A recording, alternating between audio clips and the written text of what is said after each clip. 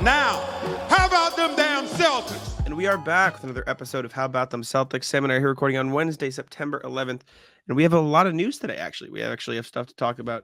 Celtics have made some moves, and we are here. People are posting about injuries. Plenty of stuff to talk about in the depths of September, which at least there's news on this month. But I think September is worse than August. That's my hot take of the day. I feel like I feel like September is actually going to end up like, you know how when you're a kid and they're teaching you the months and the seasons, and they say like March comes in like a lion and goes out like a lamb, like that's September, except it comes in like a lamb and there's nothing to talk about.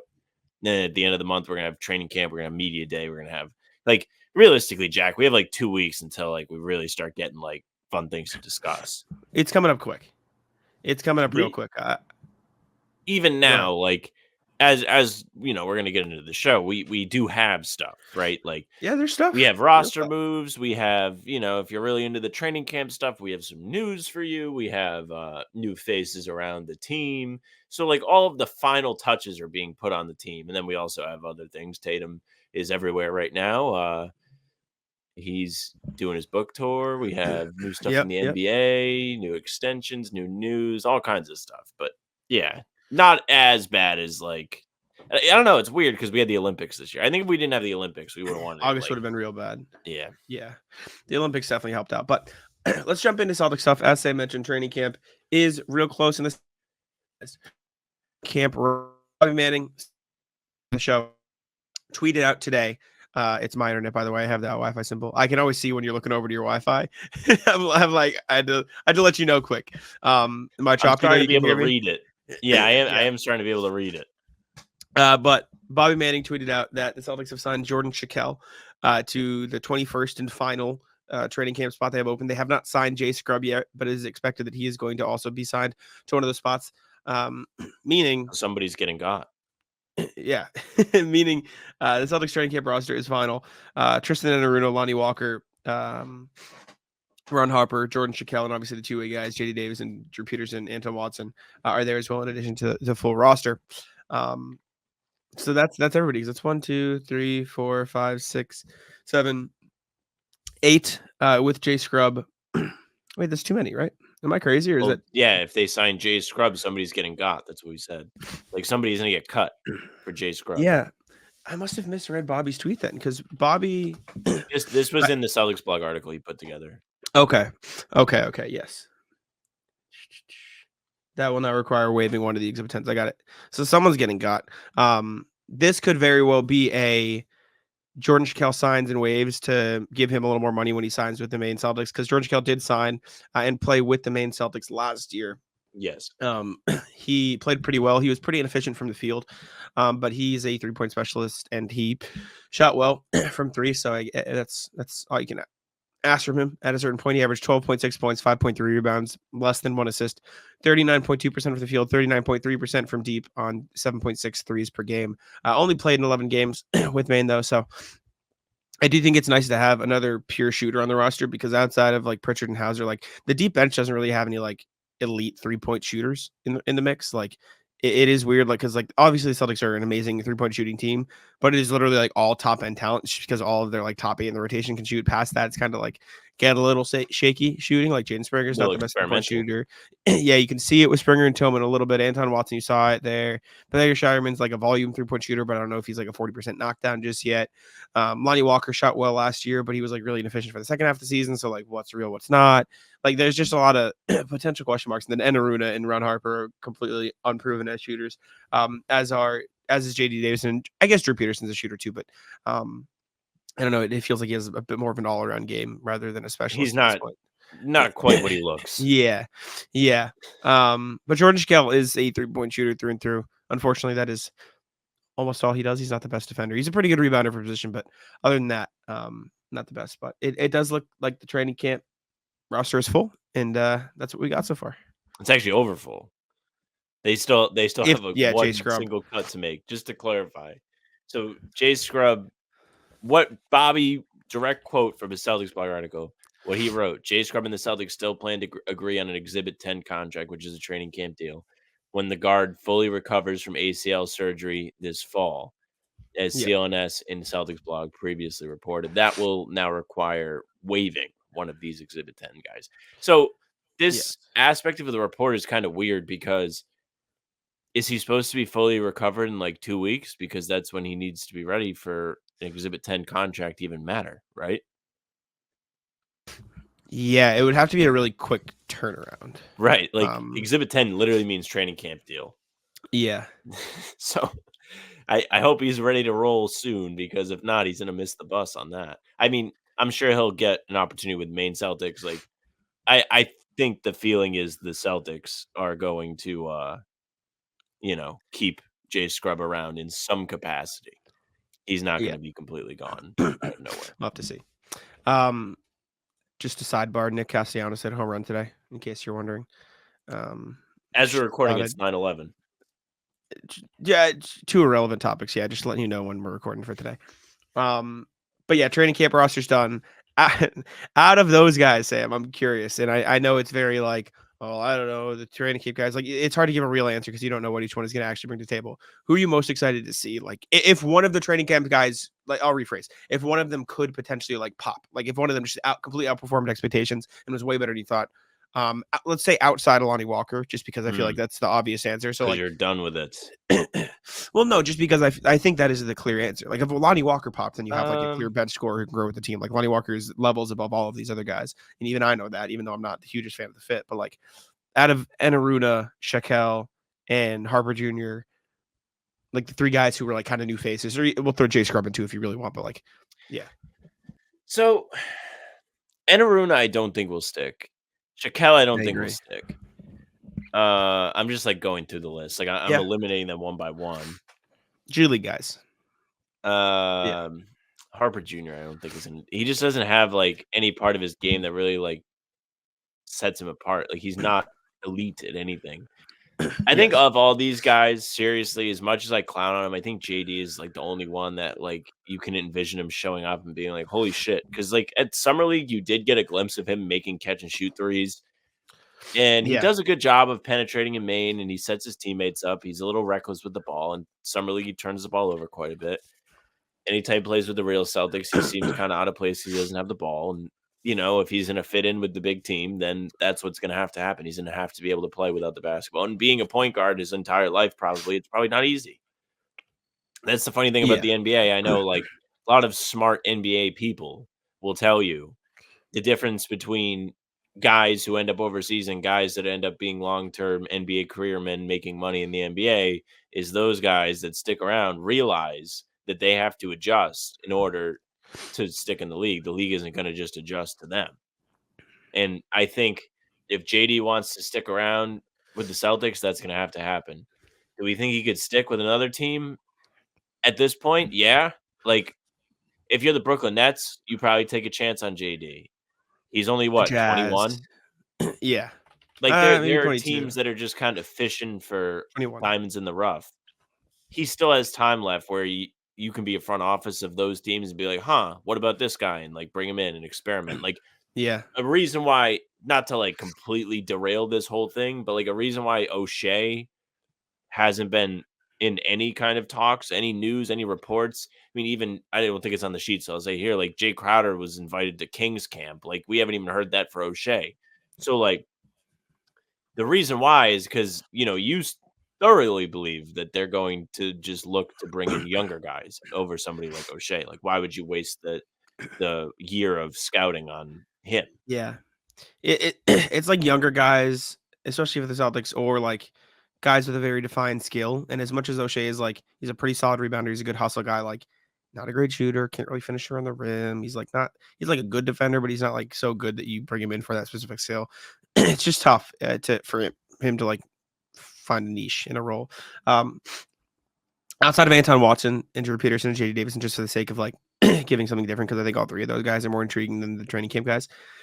I think in like a dream world, I don't think it'll happen, and I don't think he has a realistic shot of making the roster. I think it'll be a main guy, but like weirdly enough, I feel like Ron Harper has the most intriguing skill set of the four training camp players.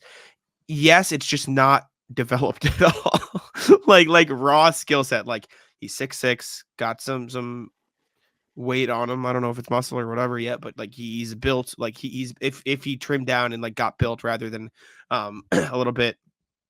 I don't want to say doughy, but like you know what I'm saying. Like he's a bigger guy. If that transition to muscle, like a Drew Holiday build rather than whatever. He's not the best shooter, but you can see the forms there a little bit. He's a pretty good playmaker. He's a pretty good slasher. Like if the shooting was there, I think he'd be an intriguing talent. Just hasn't been. Again, I don't think it will be, but I feel like the raw skill set of him is at least a little more intriguing from the sense of it stands out a bit more than the others. Again, though, I think him and Aruda and Shaquille are on a one-way trip to the G League, so it doesn't matter. Now, I was the one to put this together. And to my credit, I did use Spot Trick, so this is accurate. But as I'm looking at it now and we've done the talk, I'm very surprised that Jamias Ramsey is not a member of this group. Yeah. I thought he was good. I like that would have been my answer. If you asked me that and he was on the list, I'd be like him. I like him. I wonder if he went fishing for a bigger deal, didn't find it. Now he's just gonna go overseas or something. Overseas isn't bad, man. These guys that go overseas, Jabari Parker like was very emotional, but like he's like the only one I've seen like be like this sucks. I feel like a lot of guys are like this actually is pretty good. Like Pat Bev is like obviously talking about how great it is for him to be in Israel, which is neither here nor there.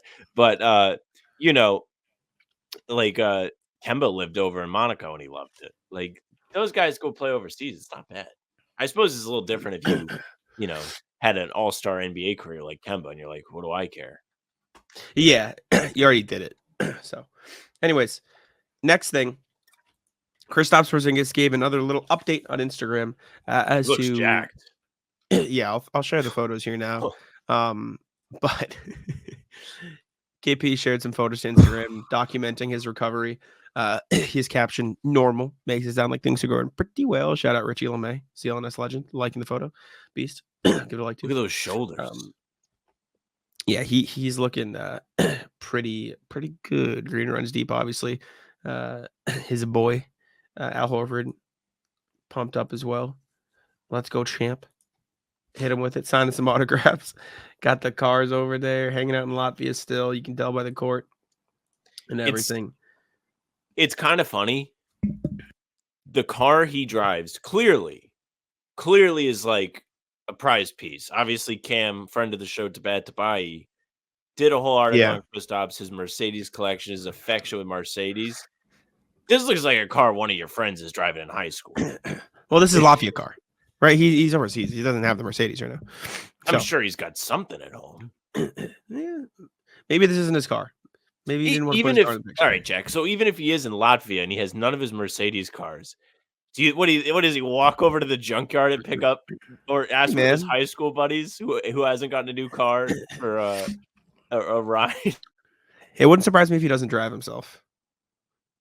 But I don't know. Hey man, he's a down to earth guy, Mr. KP. He doesn't need the flash, unless he's at home. Then I guess he needs the flash because he likes Mercedes. But I don't know. I'm just happy to see the recovery's going all right. Me too. Seems to be doing okay. When you froze, I said he's just a humble guy, man. Except when he's driving his Mercedes. That's true. You know. I mean, also, Jack, not for nothing. 7'4", probably not driving a normal car, no matter what. No. Mercedes, not a Mercedes.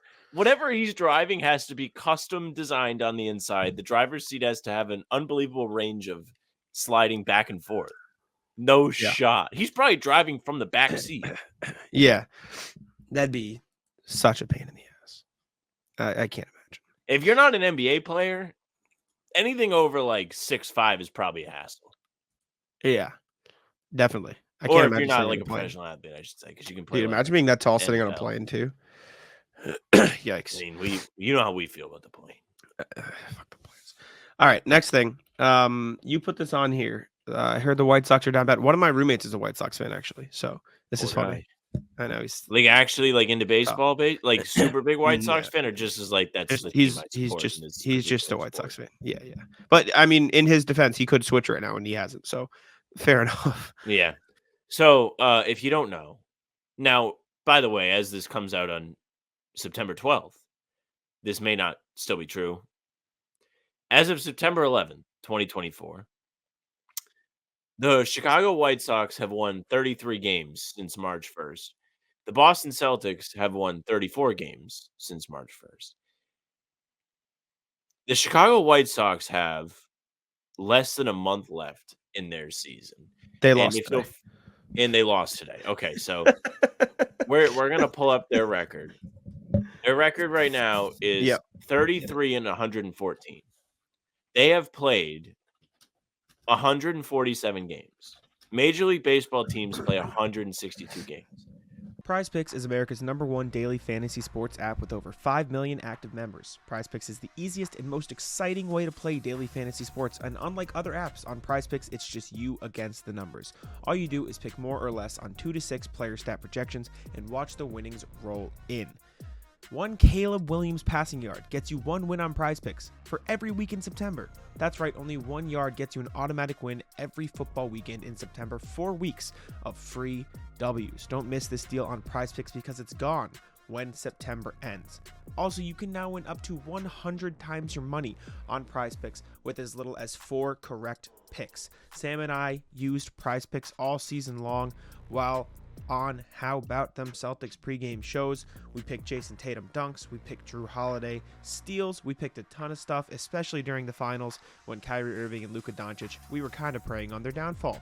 Download the PrizePicks app today and use code CLNS and get $50 instantly. When you play $5, that's code CLNS on PrizePicks to get $50 instantly when you play $5. You don't even need to win to receive the $50 bonus. It's guaranteed. PrizePicks, run your game. So if they lose their remaining 15 games, they will have fewer wins than the Boston Celtics. Not only like, the Celtics were a juggernaut team. This is since March 1st. They've only played, let's see, I'm not going to pull up the schedule. When the playoffs, they only lost, 3 times? 3 games, yeah. So they went 16-3 in the playoffs. And then they won an additional 18 games. So Yeah. they probably haven't lost more than 10 times since March 1st, if I was to spitball. Well, it's the Hawks games, and then I don't think much else, right? Okay.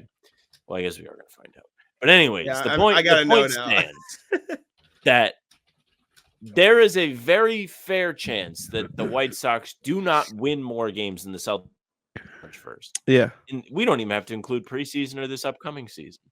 You could cut it off as soon as they won the title. Yeah. I would wonder what the betting odds are on this. There is no way to look. Do not look. It's definitely not up on any sports book. Nobody has odds on this. Since March 1st, the Celtics, they lost to the Cavs, Nuggets, and the Hawks, and then that's it. So they lost 7 games. They lost Bucks, Knicks. I forgot. Okay, so they lost 9 games. They went 34-9. Yes. Okay. The White Sox, again, 33 and 114. They have lost 105 more games than the Celtics in that span. Yeah. Yeah. The Celtics should actually kind of like celebrate this if they end up with more wins than the White Sox. That's actually like pretty impressive. That's insane. I'm just coming up with article ideas as we do this show. I'm like, I wonder how many teams in NBA history have had a collateral season with an MLB team who won less games after March 1st than they did. Yeah. The entire season. The White Sox are tied for the 6th most losses since the 162 game schedule was introduced. Or sorry, since 1900. Since 1900, they have the 6th most losses ever. And they have how many games left? They have 15. They are 6 losses away from the most of all time. So unless they go 9-6 in their last, that's like the football teams that go 0-16, then they have a parade. Like the Lions did that, right? Like they had a parade. When they when they went winless. Look it up. They had a parade. No, they didn't. They did. Are you serious? I don't know if the players were in the parade. Maybe they were. I'm pretty sure that's a real thing that happened. Or the Browns did it. The Browns. Wow. Why? Oh my God. The Browns do not have much to celebrate at all, Jack. It's just a bunch of trucks and cars in a line, like driving together. That's so sad. Wow. Yeah, that's oh my God, there's a 50-minute video of this parade. It's just trucks and shit driving like together and a bunch of Browns fans walking in a line. It's a sad life, man. This is real bad. Wow. Have they won a playoff game since this happened? They won last year. Joe Flacco won, right? Or no, they lost to the Houston. They lost to the. No, I don't know. No, because the Texans beat. Somebody watching this is. They beat the Browns. Upset. Yeah, they're getting mad. Sorry, we're done. We promise. Next thing, Jayson Tatum clowned Grant Williams in his book. Do you see this? I did not see the entire. Like, if there's more to it than just the photograph or the illustration. It's just the pictures, yeah. But so Tatum's new book, Baby Dunks a Lot, is out. And he's doing the big press tours and everywhere. And he made Grant Williams the antagonist who gets dunked on by a child in the book. Taylor Snow tweeted out some pictures of said book and Grant lookalike, and it's just Grant getting dunked on by a kid. Let's see. I think Daniel Donabedi in Clutch Points tweeted it out as well. Come on, give me there's too many Daniels. Yeah, here we go. Let's see if because there's definitely more photos in that. Lonnie Walker's in the Celtics training facility. Cool. Yeah. Here. This is the one I saw. Yeah, there's this. It's just Grant. No, man. Poor guy. He's getting That's rude. That's rude. Oh man, I love Grant, man. I miss Grant. They even put him in the right color jersey. It's kind of rude. No. I feel like they couldn't make it that obvious. Oh no, just put his face in the book. And this number. I bet it was just like a actually he's number 2 now. This color pops more. Yeah, but it was probably written when he was he was 3 in Dallas. I don't know what he's in Charlotte, but it was probably written when he was on Dallas. Yeah. So it's just old. Anyways. Grant is the perfect catch strays guy. Mm-hmm. He needs to wear the I think you should leave hat on like Halloween or whatever. Like when they do the players all showing up in their stupid costumes. Mm-hmm. That's what he should be. Mm-hmm. Okay, I think that I think we should save the next Celtics topic for video. I don't know if you saw that. Which means we're going to the email. Reminder as always. Well, we have the new assistants. That's what I said we should save for the video for. Well, it's tough when we're saving multiple things on the sheet. We've got 20 minutes. This will take us to 30 minutes, then we'll do the NBA. That's fine. I'm just saying you can see why I was confused. Yeah, I know. Well, I did write it in there next to your cursor, so I was hoping you would kind of see it before we got to it. Where's my cursor? I wrote it right next to your cursor, so I thought you were looking at it, but that's on me. My cursor is. It's next to the thing that I typed. That's all right. We'll save it. It's fine. Email. Reminder as always, email us at hbtcpod@gmail.com. We read them every single show. Tuesday, Thursday, Sunday, full pods. Make sure to check in with us there. RJ did this week. We got a new emailer this week as I pull it up quick on my computer, which is moving very slowly right now.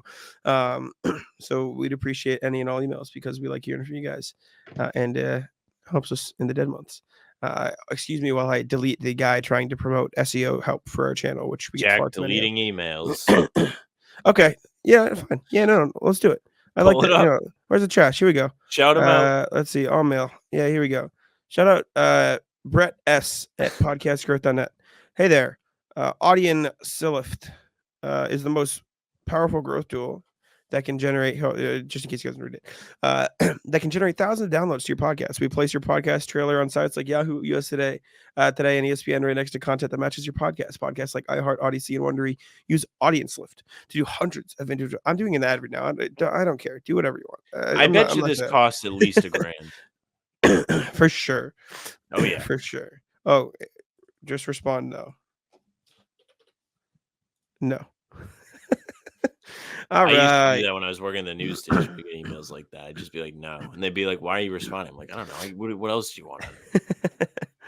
From Sungchun, or Dan, as he's known down here. Hi, Jack and Sam. This is my first time emailing the pod. I've been listening to the pod from Asia, and you might see me occasionally jumping in on a live pregame streams. Recently, I've made a not so nice comment about chat cutting off Sam in the video. And I should That's crazy. At least he apologized to you. Yeah, he did say, I just want to apologize that it didn't come out in a nice way. I think we thought it You're was good, funny. brother. You're good, Or brother. maybe not. Jack, actually, don't be mean to Jack in the comments. Whoever said Noah and Jack are Hitler and Stalin, that was funny. But no other mean comments. No. We're not No, going to sit it here was and say funny. that was funny. That was ridiculous. That wasn't funny? No, because that's the same guy who hate comments about me every time. He like if you look at his comment history, he is just a dick. All right, so we're not going to promote that guy. Fuck that guy. You shoot enough, you're going to make one. No. Anyways, a few days ago when I was listening to Brian Windhorst's podcast, they mentioned that the case of Portland would be pretty interesting in the near season since they already acquired 4 centers in their rotation, and DeAndre Ayton is an unlikely piece to move.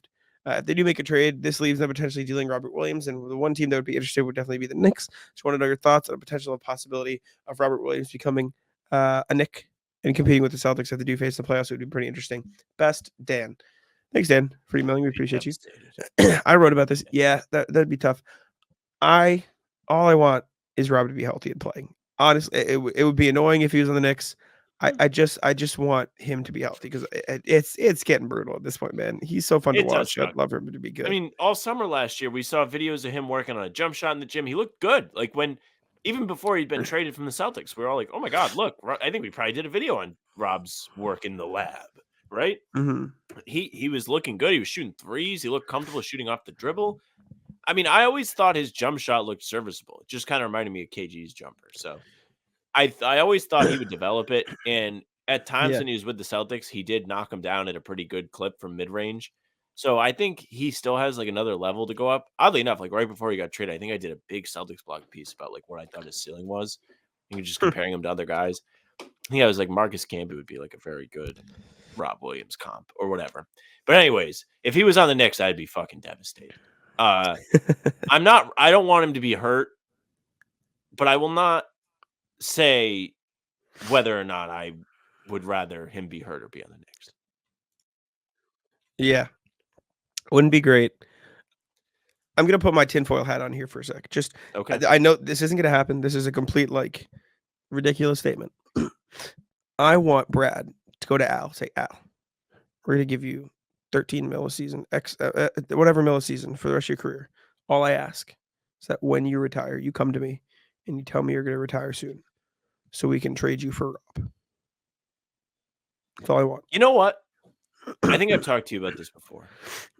I'm surprised shit like that doesn't happen more often. Not so much with retirements. Not with retirements. Because probably very illegal, they would axe it so fast. Like would be like absolutely fucking not. Like they would get punished. Well, they should do it like we're gonna give you Al as a salary dump because like Rob they would be dumping Rob effectively. Like they'd get a salary dump for a salary dump. They can get off Rob's contract because maybe he's injured or whatever. Like if you want to make it that a little situation less is a little different. But if the Celtics are trying to fleece, well now if I was an NBA player, let's say I'm Brandon Ingram. We'll use him as an example, right? This season.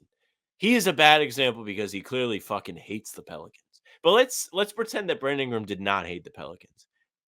If I was Brandon Ingram, I'd be like, trade me at the deadline, and I will come back after my contract. So, like, that's what I would do. Especially if my team sucked. Like, all right, let's say I'm Zach LaVine, and like Chicago's cooked, but his contract isn't up. Let's say it was. I'd be like, trade me, get what you can get, and I'll be back. Like, why do they not do that more often? I guess it's like an honor thing. It's probably a little illegal, but is it? It would probably be like a tampering thing of some sort. Like it's got to tamper with your own players. No, but you can. It's got to be illegal. It just has to be. I can't believe that that's allowed in the rules. Or it's a real shame that I was not blessed with good enough basketball skills in athleticism to be in the NBA, so we could test this. If it was allowed, there would be a rule created immediately after. Oh yeah, documentary right away too. Yeah. Anyways, I have acid reflux right now. It's killing me. Thank you. Can you read the next email? Because I'm dying a little bit. I'll put it on the screen for you. It's short. Go ahead. It's RJ. Shout out RJ. Hey, folks. When this sort of story pops up at the top of your inbox, you know it's early September. SI Fan Nation NBA Fast Break. Former NBA first-round pick traded to 76ers G League team. That is true. It's a good point from RJ. Oddly enough, an article about another RJ Hampton, if you're listening, traded to the Sixers G League team. He was supposed to be a good player coming out of the draft. There was a lot of hype on I him liked coming out RJ of high Hampton. school and stuff. Yeah, he Former played in Nugget. the Jokic teammate. he played in New Zealand with LaMelo, or not with LaMelo, but in the same league. Maybe HBTC can host a playback watch party for a replay of one of last year's games. Had you heard about First the Floor doing this before you sent this email? No, I don't think he had. That would be a wild crazy. coincidence because as we're doing this, they are live on playback doing. He sent this 2 days ago. Game 1 rewatch. He sent this 2 days ago. That's crazy. Wow. Thank you, RJ. Sorry, I threw Sam into the wolves there because I was dying, but I'm back and I think I'm okay. I can read. I know. I'm just saying. I just threw it on you. We're saying Rhode Island native Tyler Kolek couldn't read, but we can read here. I swear to God, we can read. I will say though, early Rallis allergies have kicked my ass today, dude. It's so bad. Yeah, my throat's sore. Oh my God. So, I guess we'll take like a ratless break. I went to this event on Friday. Oh, people in the comments to me, I'm such a scumbag. I went to this event on Friday. Somebody at the event said they tested positive for COVID. Now, when it comes to COVID, I do turn into the Tootsie Pop owl. The world may never know COVID. I see. Don't test. Even though this would have been the greatest time for me to be like, yeah, COVID, because I would just stay home from work. It's true. That's very true. Please be somewhat kind to me in the comments. Leave him alone. He's fine. It's whatever.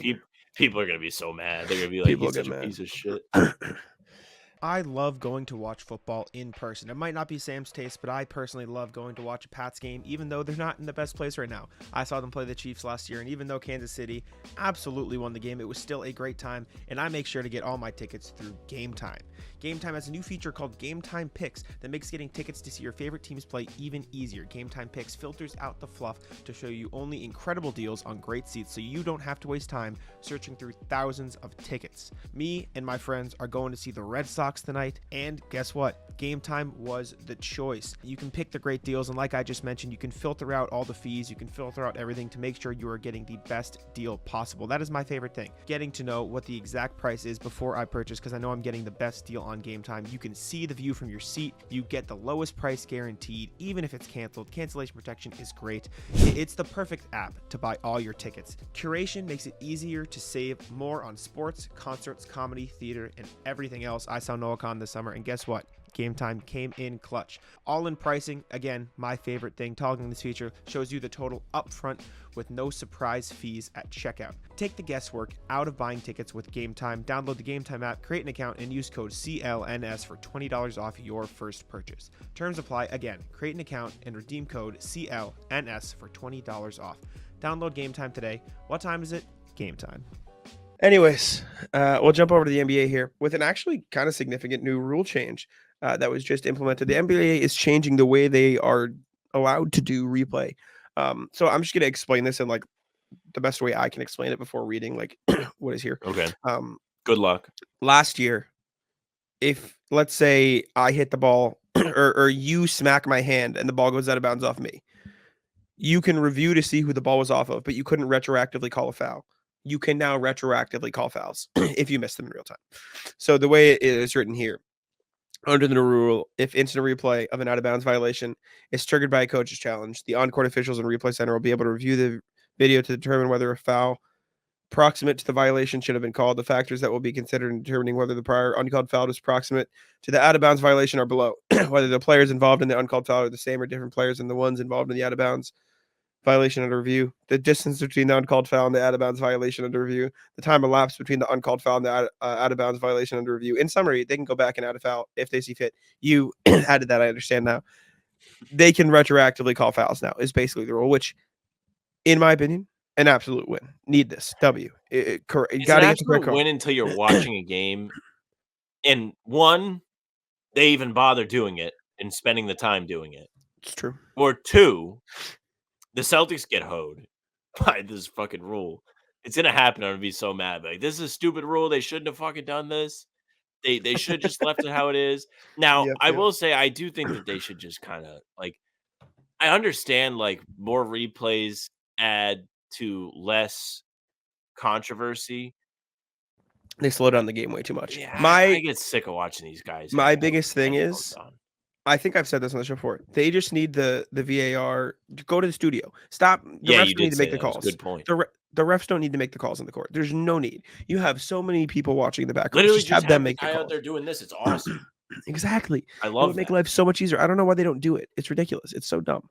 Just do that. It's so easy. It's going to Anyways. be interesting to see how it plays out, though, because if you remember last year, they did implement a very a fun rule about flopping technicals, which lasted a whole 3 games. But yeah, this is going to suck at the end of games. It's only going to be good if it helps the Celtics, like probably the 1 or 2 times that happens this year. Well, I was gonna say the Buddy Hield thing, but that was just reviewed for foul anyways, and they fucked it up anyway. Morally, this is the right thing to do, though, because it is a little Yes. fucking dirty to look at the replay and see the guy clearly touch the ball last, but after he got whacked, and they just have to be like, "Oh yeah, off him." It is like, Yeah, I think anytime you're going back and retroactively adding a call, it's annoying. I hate when they go it back is. and they say the guy's foot was on the out of bounds line like 5 minutes later, or it was a 2 instead of a 3. Like, just fucking play on. Max Strus loves you. Was that the Strus thing? They did that like after the fact. They took it away like 5 minutes later. Yeah, well, he cried fucking 2 years after. So what do I care? 5 minutes versus 2 years of whining. Yeah. They did that in the playoffs too in the Mavs game. I remember in the finals they had one where Pritchard had one. yeah, they took it back or changed it. It is a big serotonin boost when they go, it was actually a 3, and they give you a point, and it's like, okay, I'm on board. I'm here. I always see it on Twitter first. Like Gary's Yeah. at the game and he tweets, "Hey, the Celtics actually have a free point," or they lost a Yeah, point. yeah. Like they're trying to come out of a hole and they actually like have less points. It's like they hit a big game time shot in like 5 seconds. I'm just like, actually. No, they never. In fairness to the officials, they never wait that long. Yeah, well, But it's just always like you completely forgot about it. Like usually the play-by-play guy is good about it, and he's like, "Oh, like looks like they're gonna review to see if that one." Yeah, You know, yeah, like they yeah. kind of like they do drop it, so you do have it. You have the information. You You're know. supposed to sit and marinate with it. You know it's coming. Think about Yeah. it. Then you forget by the time they're like your team has less points. Yeah. Then you forget.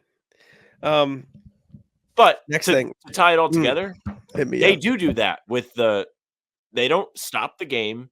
The guy in the studio looks at it and makes a decision, informs the head ref.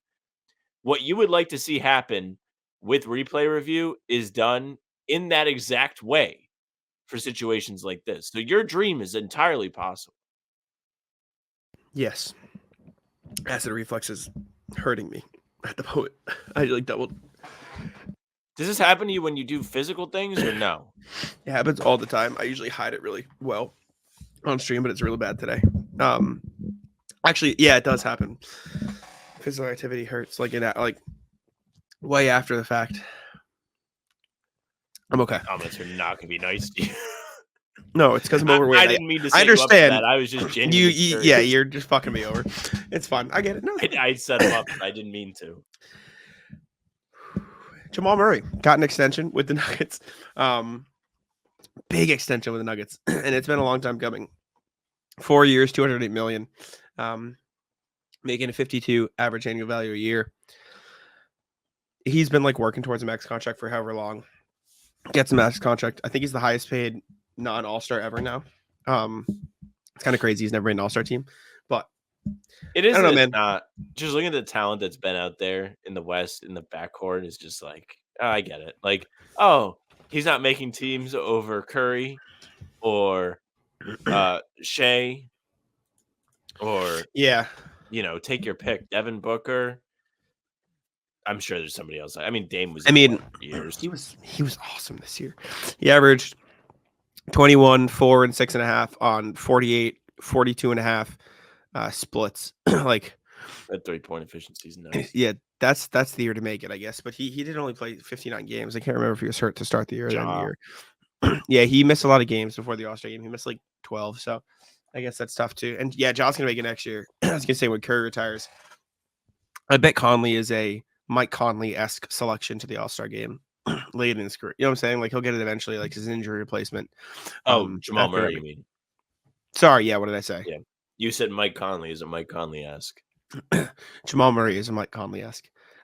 Another guy who never made the All-Star team, which was CJ McCollum never made the All-Star team, which is weird considering how good those Blazers teams were for so long. But It's funny, but like you like said, at the same time, it's like I get it. yeah, Like, Murray getting paid is not surprising. something that people should be disappointed in. I mean, No, he's a good player. how many times have I come on here and said not my money? But like Denver has a responsibility to keep these guys together the best they can. Now they're already playing Jenga with the team. They've let KCP walk last year. They let Bruce Brown walk. They let Jeff Green walk. If they And cheaped out on Jamal Murray, yeah, I mean, I don't think anybody ever thought Yeah. they would. And they've paid MPJ. I think they paid Aaron Gordon. Or maybe he's next. I could be wrong. But the majority of their starters are there to stay for a little while. I'm thinking the next thing that Denver really needs to be worried about is if these young guys come along enough to fill roles, because they're playing with fire. Because now they've put a ton of money into 2 guys, 3 guys, really, Yeah. if you want to count Porter Jr.'s contract. yeah, And the only way they have to put guys around them is through the draft. That is what the new CBA does. And by letting these guys walk, they've really limited their options. Now, Yes. they've had Christian Brown for 2 seasons now. They've had Peyton Watson for 2 seasons now. They probably have a feeling on how they believe they're going to pan out. So I feel like the KCP thing / paying Murray is a confidence in the rest of the guys thing, that they don't need to go and get anybody else and they should be fine. But if, shit hits the fan in Denver and things really fall off a cliff, this Murray contract is when we could look back at and be like, this is a very tough trade. But at the same time, you can't be here like, why would they ever do that? Because you have to. Yeah, you have to. I mean, you look at And the you're also roster now. Denver. Yeah, Jokic under contract. Murray just got an extension. Porter Jr. 36, 38, 41. Aaron Gordon 22.8 this year, and then 22.8 the next year with a player option. So realistically, he's probably going to decline that and want more money. Which Aaron Gordon probably gets 30 million, I think, from the right team. It's just a matter of you like get Derek who White money. has, for sure, but like who has the money to pay him that, like, is another story. Like who? Let me see. Can I see? Maybe he's Can I one of see- these up and coming teams, like a team that feels like they really have Yeah. Bless some you. room to grow or a shot next- to compete. This is a lethargic podcast. Projected cap space next summer. Is that right? The Rockets? Are the Rockets gonna have that much money? Houston was a team that way. I was going to be like, they could feel good enough about themselves to want Aaron Gordon, because Yeah. if you remember last summer when Draymond was up, they wanted Draymond. They were in on Draymond like the whole build up to his free agency. It was like Houston might go after him. They feel like they're ready. Turns out they weren't quite ready yet, but they did like take a step in the right direction. They won a bunch of games at the end of the season and kind of made the other teams in the West sweat that were in the play-in. With Yeah. Şengün healthy this year, another, Jalen Green year under his belt, Fred VanVleet back, Dylan Brooks back. Now you have Reed Shepherd there. They're going to have decisions to make. And if Reed Shepherd comes in and plays well from the beginning, I know you're a big fan of his, it could make sense for them to be like, okay, Aaron Gordon, come join our team to play defense. Yeah, the Nuggets are gonna have some problems next summer because Houston is one, obviously, like we said. The Pelicans, it's not a perfect fit, but if you want to run some like small ball and Gordon center, line up some that could be like an Isaiah Hartenstein signing. Like he's probably gonna come off the bench, but he's very clearly a starting caliber player, right? Next to Zion, like you run small ball, you can run Aaron Gordon at the 3 if you want. The real one for me though is the Spurs are gonna have somebody next summer, and if you have an Aaron Gordon, Victor Wembanyama front court, that defense is gonna be disgusting. Imagine and like Wemby like clearing. I think it'll be cool, man. Like they're gonna put so much pressure on Wemby. He can throw the same lobs that Jokic does. Obviously, he's in the same vision, but I think Gordon would be a good piece there, and that'd be a player that people are gonna want to spend. Aaron Gordon's a weird one though. Take him away from Jokic. It is true. He's in the perfect spot. Yeah. He's got it made, man. All he's gonna do is cut and jump up and catch the ball, and he's got free points. Like, what did Aaron Gordon shoot from 3 last year? Do you want to guess while I look it up? I think he shot like 31%. Aaron Gordon. Oh, how many attempts? 3. He shot. Come on, Basketball Reference. I believe in you, brother. Oh, I'm betting your computers will get nuked by 20 Basketball Reference. 29% on 1.9 per game. Gave him too much credit. Wasn't shooting much. Was not Tough. shooting much, Mr. Gordon. It's tough to imagine him going away from Jokic at this point. Just weird. Yeah. He's just such a good fit with Jokic because he can cut to the rim and his defense is there and the Nuggets space the floor so well. He's like a great role player. He's just the shooting has never come around for him, and he doesn't need to with Jokic, so it works. But I don't know.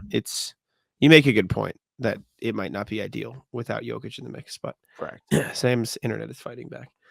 Next thing, NBA expansion has been kind of put off, according to this that you put in. Silver said no to expansion. Sam, what's happening? So Adam Silver gave some kind of event on Tuesday at I think it was NBA headquarters in New York. If not, it was somewhere in New York. They held an NBA event.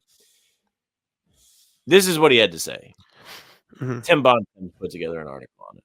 I don't know why my fucking Ethernet's plugged in. Is struggling here, but I'll run it here. Tim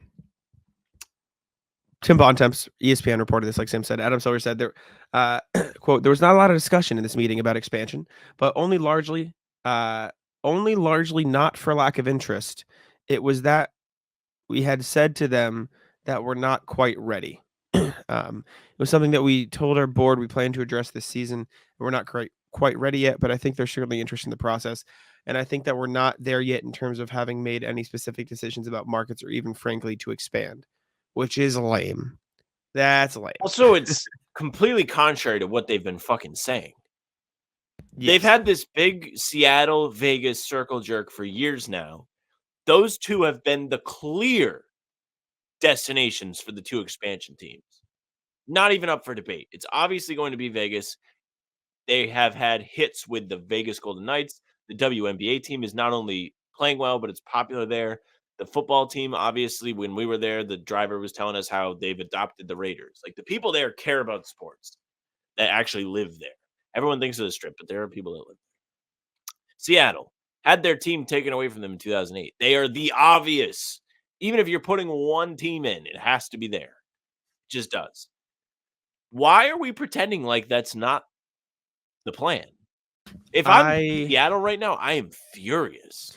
I wonder if there's a monetary aspect to this. Like, I wonder if it's like, if we say we don't know, people are going to be more willing to pay more money to bring us there. Like, that's the only real angle I can think of, because you're so right. Like, they've been talking about this forever. There's no way that it's not like even, it's no way it's not close in the way that he said it's not close. Like, I just don't believe that. But I don't know, man. It's just weird. It's just so bizarre. We've heard like 2026 is the year. Like, everything has been so, or presented so concrete that I don't understand what we're doing here. Why dance around it's just it? Odd. Very odd. Big sirens going off if I'm, either of those cities, like, excited to have an NBA team. It also kind of sucks for the league as a whole. We've talked about on this pod, like, expansion is going to create jobs. It sounds like we're talking politics, but it's going to create NBA jobs. It will. There's going to be more spots for guys in the NBA to play. We just did a whole segment on the Celtics Exhibit 10 guys. Lonnie Walker, a legitimately solid NBA player, is signed to a training camp deal. O'Shea Brissett is not on a team. There are guys out there that could help a team, and they're not even getting opportunities because everyone's afraid of the CBA. And now there's not enough spots because there's so many more people playing basketball around the world that there are just more talented players entering the league. It's not as easy to keep a spot. If I'm the players, I'm pissed. If I'm the fans, I'm pissed. There is no winner in this. No. They got it. It just has to be a money grab. Like, it just has to be, we want a little more money. Please give us more money. Like, that's the only thing, excuse me, I can think of that would make this make any sort of sense. So even like, I'm just trying to think, like, even if I want to take, like, I don't want to have them draft anybody off the Celtics, like in the expansion draft. if you pick the top 8 guys off the Celtics, like, is there anybody you're really like, go ahead, like, I mean, or like, don't take them, please? Like, I don't know, Yeah, maybe Springer. Springer. Tillman, Springer, Cornette. I mean, even then, you can be like, "Here's a second round pick. Don't take our guy." Like, people do that all the time. Like, it's a thing. So, Yeah. yeah, man. I need expansion. It's fun. I'm excited for it. Get you a shit together, NBA. But last NBA thing before the Reddit post of the day is Shaq being insecure. Shaq he hates giving anybody credit, any Especially center big credit men. in today's Yeah. NBA. Yeah. He took a shot at Wemby. He said, "I don't really think you can be dominant when you shoot jumpers a lot." He also like constantly talks about Gobert to the point where Gobert went on Twitter and like, "You must be real insecure about like tracking my money, He's brother." Like, unbelievably insecure. it's for no reason too. Like everyone knows you're like top 3 center of all time, top 2 center of all, like one of the best ever, most dominant ever. Like Also, what? like with Shaq, right? Like, one, I don't think there's anybody out there being like Shaq was not a good player, or Shaq wasn't one of the all-time great players. Until he started talking, I don't think there was anybody out there being like, I fucking hate this guy. He's annoying. He's an asshole. Like, everybody loves Shaq. He's like universally loved. If you talk to somebody outside of the basketball world, they're like, oh yeah, that's like a great guy. He's awesome. Like, he loves to have fun, whatever. By just like going on TV and like being a legitimate hater, like all the time, or going on a podcast being a legitimate hater all the time. He went on Pat McAfee's show. That's why I changed what I said, even though I guess Pat McAfee's on TV now. What are you getting out of that? Like, if I go on here and like I troll, like I'm trolling. Like, I don't really have anything against any of these guys, especially Tatum. I make fun of Tatum all the time, but like, Yeah. I appreciate Tatum. Like, I don't think he sucks, whatever. But like, Shaq legitimately does not like these guys. He's jealous of them. And It doesn't also, make any sense. not for nothing, if you're gonna call Wemby not dominant, are you watching? Teams are afraid to go in the paint if he's helping the weak side corner. He can come from that weak side corner and defend the opposite block on a drive. That is dominant. Teams have to completely change the way they play offense. If you watch the Olympics, Canada was terrified to take the ball past the free throw line because of Wemby. That's incredibly dominant. Not everybody just has to be like, is he mad that Wemby's not a one-trick pony? Like, he can play outside of 5 feet from the basket? Is that I why he's upset? wonder, is he mad because he didn't like get the same NBA money contracts that these guys are getting? Like, I don't get the angle. I don't understand why he constantly Even rips then, his- he has endorsements above his head. He's in every commercial. I don't know, man. And then you have all the stories that have come out after he retired that he was a prick. He was a prick to his teammates and stuff. Yeah, man. It's just odd. All right. What do you got for Reddit post of the day? Reddit post of the day, obviously, comes from the NBA subreddit, as it always does. I literally just said, open the fucking link. Can we be talking for real, please? Comes from high cholesterol, but it's like kind of spelled like Kellerman, and then it's esterol. Sure. Who's the worst NBA player who deserves a farewell tour? Obviously, guys like LeBron and Steph get tours, but where do you draw the line? Does the player still have to be a star in the league when they retire? Is Chris Paul high enough all time? Russ, would Jokic or Giannis meet that criteria? Off the top of your head, Jack, do you have an answer? Well, Why don't you go down the list? Go down the list and be like, oh, okay, like this guy will get one, this guy will get one, and just kind of go down, like from like the top. Well, 2K put in farewell tours to the game now. I don't know if you saw that. It doesn't work. They just put a thing, and different things pop up. Like if LeBron's about to retire, they'll say, "Do you want to give LeBron a farewell tour?" And they'll be like, "Yes, no, whatever." If Steph wants to retire, you go, "Do you want to give Steph a farewell tour?" Yes, no, whatever, and you can kind of like pick from there, whatever. And one popped up for Chris Paul, and one popped up for James Harden, but one didn't pop up for Russell Westbrook, is what I've seen. So like they had the line there, which is a little weird. But I'm gonna go to the Hall of Fame probability list for active players, and we'll go from there. As you LeBron, do that, yeah, I will read one comment that you will not say. Okay. Jeff Green is going to get one because he was played for 31 teams. No, he will not. Maybe for the respective of those teams, will like give him something, maybe, but like no. 2.8K up. Top comment. That's ridiculous. LeBron, yes. Unfortunately, I wish the Celtics would like give him the finger. He's such a prick. KD, yes. If he You think wants KD one. will get one? This is they would get one if they want one, not if they will want one or not. I think love that's the way KD, we so do it. that's not me disputing this. He definitely will. If he wants one, he'll get one. Absolutely. He's the same level as LeBron and Steph in stardom range, 100%. I suppose you're right with the quietness. Like, will he want one? I feel like he would be like, no. He hates all of us. Yeah, he might say no, but if he wanted one, he would get one. Chris Paul is weird, but I think he would just because of how I don't long think he's he been will. around and how respected he is. I think he'll get one. He's like the Players Association, whatever. Like he's like everyone loves Chris Paul in the league, whatever. Like The he's Chris just Paul retirement tour would be the biggest, very like, well respected. just absolute sham. It would. Like, I don't think it'll be like it won't be on the level of like LeBron or Curry's next. Like Curry will get one. Like it won't be on the same level. But teams will be like, oh, respect. Like he'll do jersey swaps and stuff. You know what I'm saying? Like whatever. I don't know. I guess we really don't see this that often. Like, because like I'm thinking, Yeah. like the last one I really remember is Kobe, and D-Wade.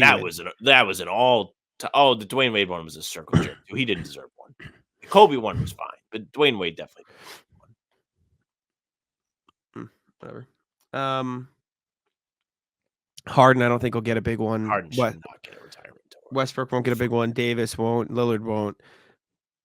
Someone Giannis, said reverse Draymond tour. Every arena tells him to go get fucked.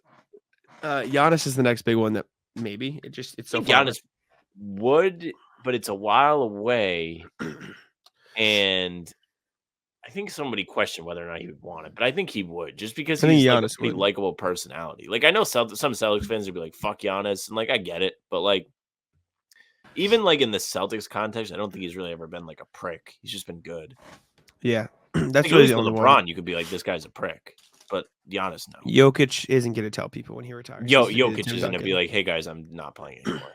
Yeah, The he's day not. before the season starts. Is there any other comments, or is that about it? Would Jokic or Giannis? I think LeBron, Curry, the only two guys that wouldn't feel tedious. I'm a fan of my team. I don't want to celebrate other teams' players in our arena unless they're defining. I agree. I think to be honest with you, Jack, I just think it should be those two. I think KD's the borderline. I don't think upon further like thinking about it, Chris Paul's probably too far. I think KD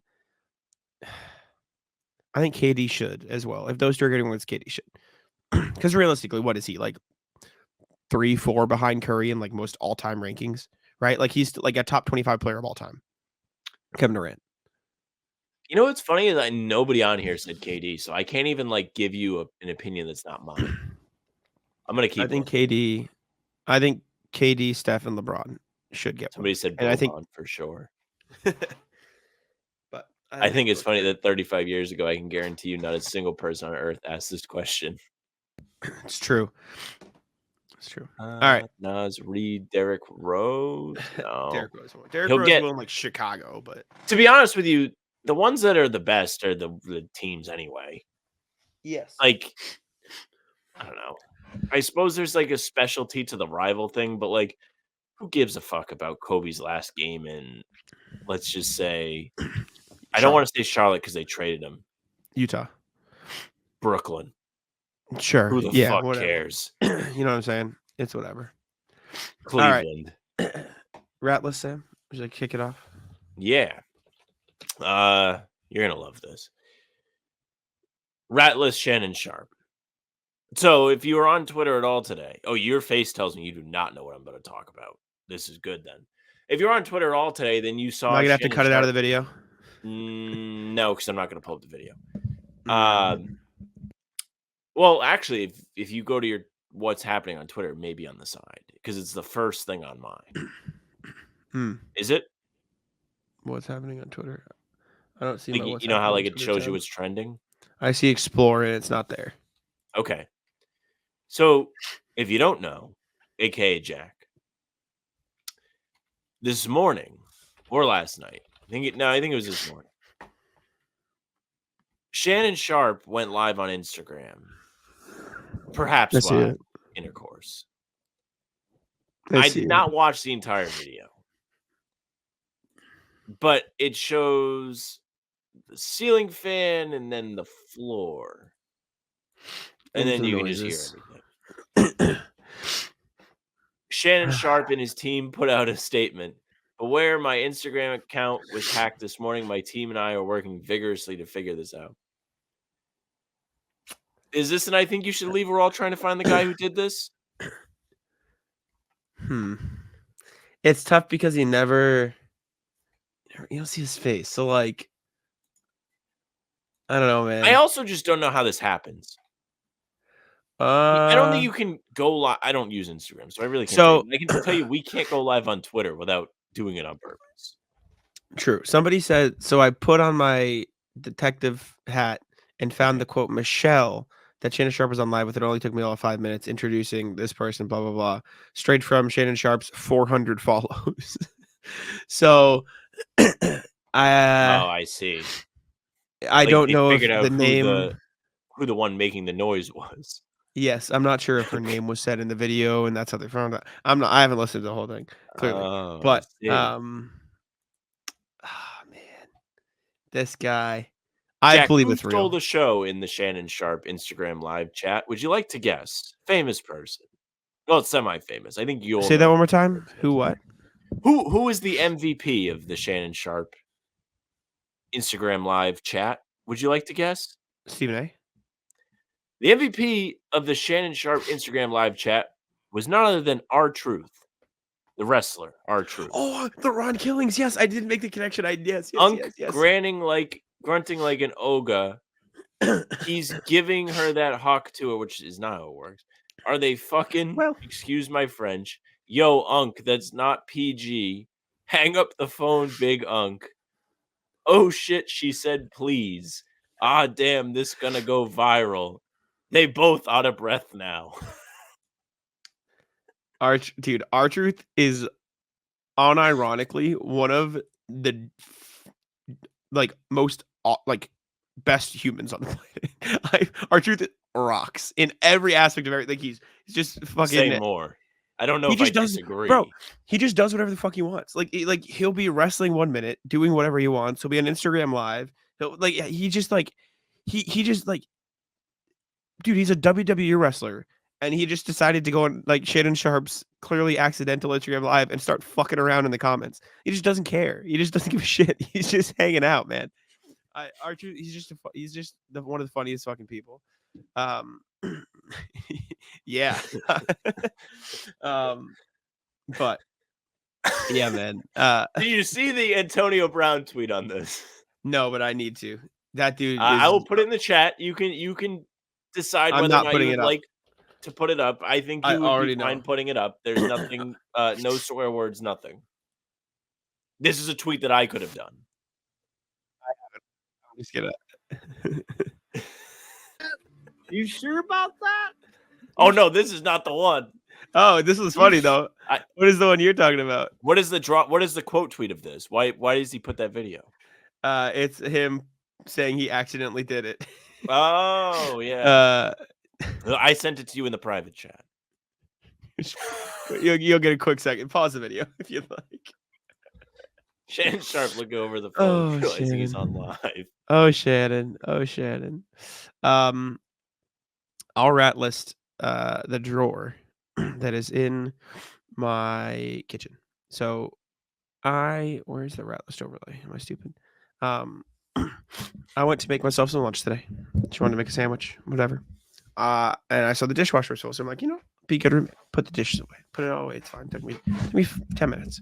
I go to put something in, I was like, where does all this go? I'm like, oh, it probably goes in this drawer. It's like a drawer. Do you have the drawer with the measuring cups and the cheese grater, random shit, right? Just random kitchen, yes. So I go put it in there, right? Open the drawer. What my roommates failed to tell me was that the drawer is on a slant. Wait, and does not stop. How drawers go like this? It goes like that. Just a little bit. Just a little bit. Just enough. So when I walked away to grab the next thing, thud, just everything all over the ground. My roommate comes out and he goes, oh yeah, that happens all the time. I'm like, would have been happens all the time. Good information to have. So I'm putting it all away, picking it up. I would be furious. Happened a second. Just putting it away. Everything fell on the floor once again while I was putting it all away. So not only did I drop everything in the drawer once, but as I was fixing my mistake, it happened again. And then my roommate comes down the stairs. He goes, "Oh yeah, that drawer doesn't stop." I'm like, "Oh, well, really? Does the drawer not stop? Thank you. That was great information. Thank you, man." But that was an unpleasant middle of my day. Did you hear That's the any of type of that shit that that I would ruin freeze? my Or- day. Okay. Yeah. Yeah, I would it be wasn't fun. fucking furious if I all wasn't the shit pleased. fell out of the drawer. My day gets ruined if I'm walking by a drawer and my pocket gets caught. Cut my leg a little. Fucking some You scissors cut fell your out. leg? I don't know what cut it. It's like the tiniest fucking cut ever, but like something cut my leg. I don't know what it was. Not fun. This could be a rat list court or perhaps just an outright rat list. I'm sure you Sure. will easily come to the decision of who the rat is here. But this comes from Reddit. Comes from user Electrical Rest 2565. Post reads, "Am I the jerk for cutting my uncle off after hitting me in the head with a chair over a snake?" All the Okay. names in this story are fake. So when I was younger, about 9 or less, honestly, I can't remember. I was at my uncle's house and I remember finding a garden snake, which they don't bite and they're harmless.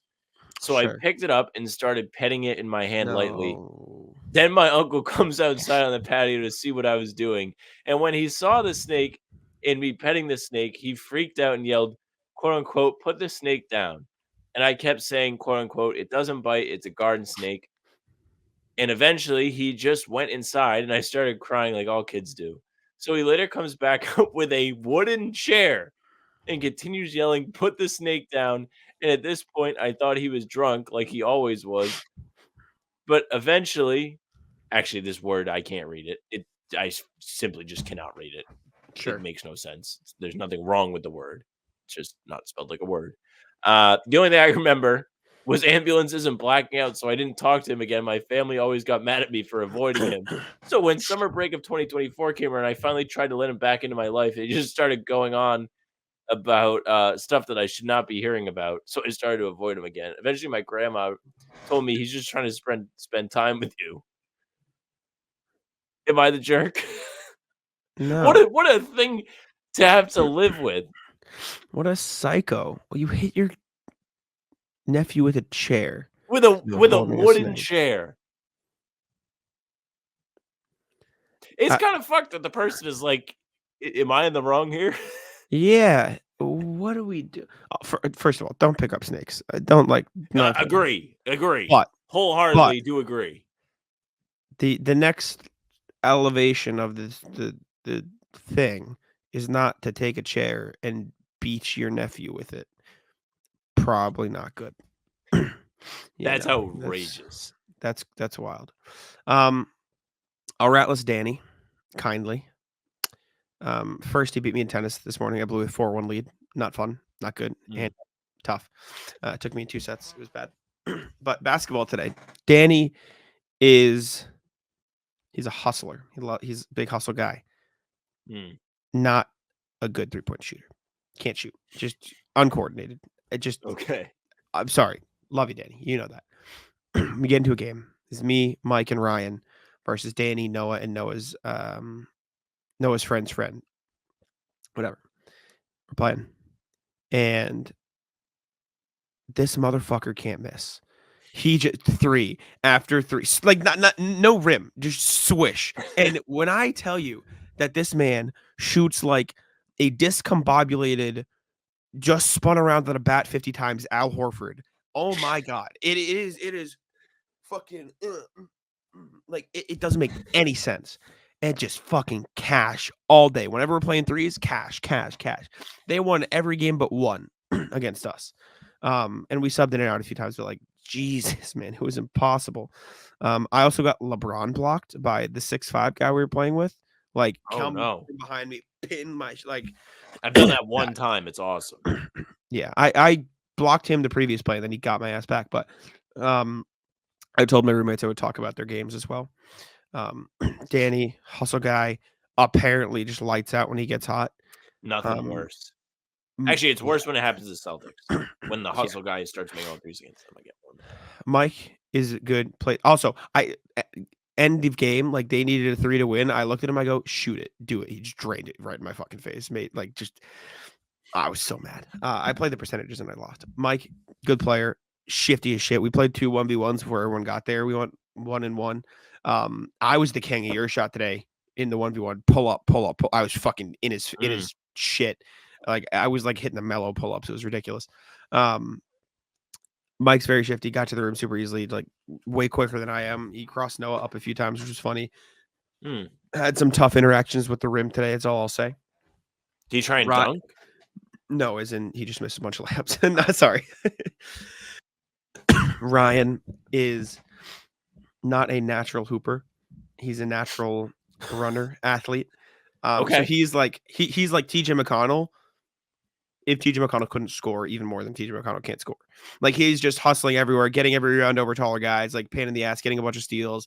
Like, and when I tell you Ryan is so good at getting to the right spot, he's so good at like cutting in between. Like somebody draws 2, he'll get under the hoop. It just doesn't usually go in the bucket. Mike's really good though. Mike and I, like, we ran a screen at like one of the first few games, and like I just set a screen, rolled to the rim. He like fed it like beautifully between, like the pick and roll was nasty when we had it going. I also fucking like remember that Markieff Morris screen Jokic or like set on Jokic, like where he got hurt, like he beat. I might have done that to Noah. Like she just didn't see it, just fucking bodied. But yeah, man, I only won one of those games because Danny, like they just didn't miss like for so many games in a row.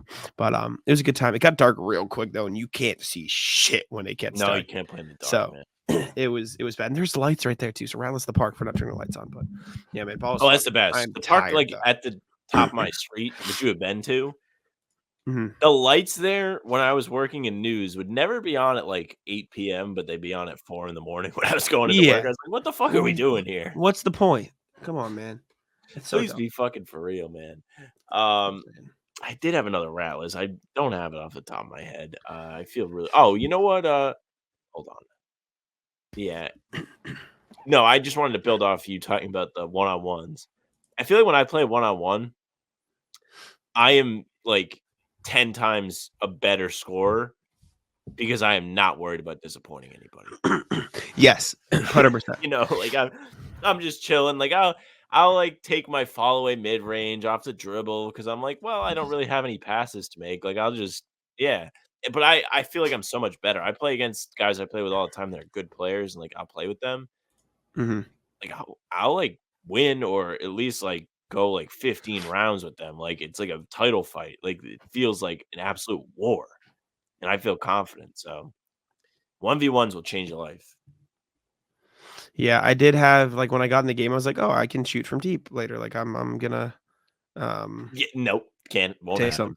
And I didn't make them. I made like 1 or 2, and the rest were just like so bad. I just put a hand up. I'm like, my bad. Sorry guys. Let me chill out real quick. But I would like to anti-rat list Jersey Mike's, as always. Permanent anti-rat list. Double points day. As we're recording this, it is Wednesday, September 11th. And I went in there, got my giant sub because it was double points. I was going to cash it. Anyways, I go into this Jersey Mike's like all the time. Now I'm back in the office at work.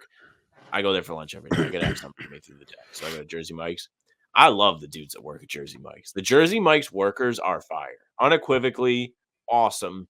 They're definitely like trained to have good conversations with you. But like all the dudes were happy to see me. And they were so excited because I guess Hulk Hogan was going to be down the street at some liquor store promoting something. They were like, in Rhode Island? Fan? No, it was in Attleboro. So it was close to around. Still, so you a wrestling fan? I was like, when I was a kid, like I liked it. Like it's okay. He's like, that guy Hulk is gonna be there. I was like, Hulk Hogan. I was like, you guys gonna go see him? They were all pumped. They were like, yeah, we're gonna go see him. I was like, fucking go see him. I'll have to tell them about the pod sometime. I'm sure some of those dudes like basketball, but do they know you now? And like, do you know them? Like, are you a regular to that? Oh yeah, degree.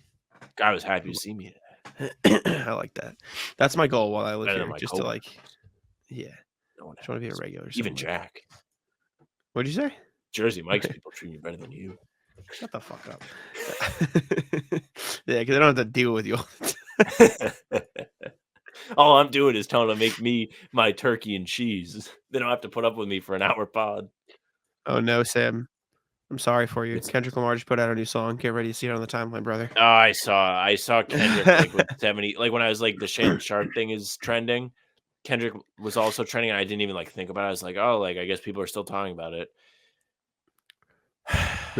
I think it's just the normal song though. I don't think it's like a Drake thing. Like I think it's just a normal song. So but we'll see. I don't like his voice, man. It just throws me off. Really, I'm a fan. But He's fine. Super Bowl next year. Get ready, buddy. Anyways, I did see a great tweet about that, and it was like Drake realizing like whatever the Super Bowl date is, like that day he's gonna hear him play Not Like Us 192 yeah, or 200 million people. yeah. Tough look. It's a tough one. Tough one for Drake. Anyways, I think that's it. Appreciate y'all for tuning in. Make sure to leave a like, subscribe to How About Them Celtics, and I'll let Sam take it out. Hey, thank you very much for listening and watching. Make sure you subscribe, leave a like, comment, hit the bell. You don't want to miss any of our daily uploads. New pods Tuesday, Thursday, Sunday. Game recaps when the season is back will be the morning after each game. We have other videos on the channel to keep you busy in between. Up until then, we'll be here as always, every day, no matter what. You can find us on Spotify and Apple too if you'd prefer not to look at us. We understand. You can find all pods and game recaps there. If you follow, they go right into your feed. Leave a 5-star review, that we would appreciate it very much. If you don't want to look at us, at least say nice things. On YouTube, you can come here and look at us and say mean things. The email, hbtcpod@gmail.com, is always open, unless you're trying to sell us SEO stuff. But we do love to hear from you.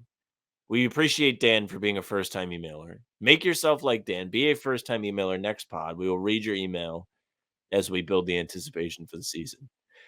You can find us on socials at How About Them C's. Twitter, Instagram, TikTok, Facebook's the name of the pod. Streams are there. They're on YouTube. They're on Twitter. Talking C's is coming back for the season. I'm sure we're going to do Roundtable one of the days too. We're going to get them in. So those streams will be back. You do want to be tuned in on the socials. Also, we have shorts every day, so who doesn't want to see that? Jack's Twitter's at Jack's1NBA. Mine's at Sam LaFrance NBA. That's it for us. Bye. Tic-tac-toe.